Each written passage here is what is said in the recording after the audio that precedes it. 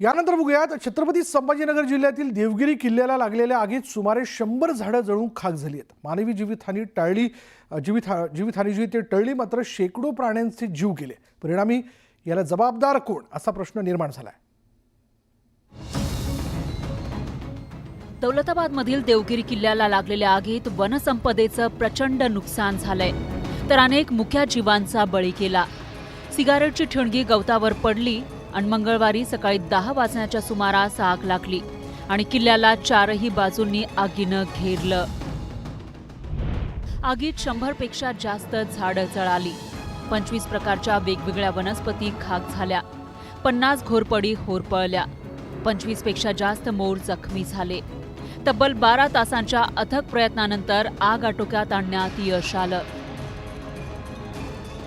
या घटनेमुळे किल्ल्यावर आग नियंत्रणात आणण्याची कायमस्वरूपी यंत्रणा बसवण्याची गरज निर्माण झाली आहे। ते आपोआप शिलकलं, ते कोणी नव्हतं तिथं, कोणीच नव्हतं आणि ते एकदम जाळ झाला डीपीच्या जवळ जोरात। ते थिनगी पडायचं काम नाही, डीपीच्या पाठीमागं काहीच नाही आणि एकदम जागेवरच शिलकून गेलं ते।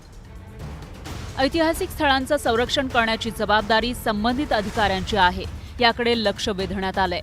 किल्ला सुरक्षित ठेवण्यासाठी ठोस उपाययोजना करण्याची मागणीही केली जातीये। माझा केंद्र सरकारला, सर्व अधिकाऱ्यांना प्रश्न आहे की आग लावली कोणी?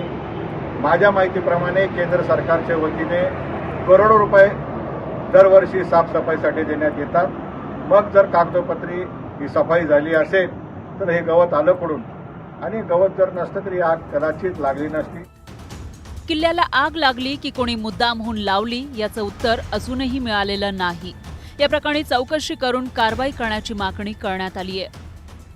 नहीं, जानबूझ के तो नहीं लगाई हुई है वो, और लगाई हुई होंगी तो करना उसको कुछ तो भी, गवर्नमेंट का काम है वो। देवगिरी किल्ला सुरक्षित ठेवण्यासाठी आगामी काळात तिथं आग लागणार नाही अशी यंत्रणा उभारणं गरजेचं झालंय। तब्बल 12 तासाच्या अथक परिश्रमानंतर ही आग आटोक्यात आणण्यात आली।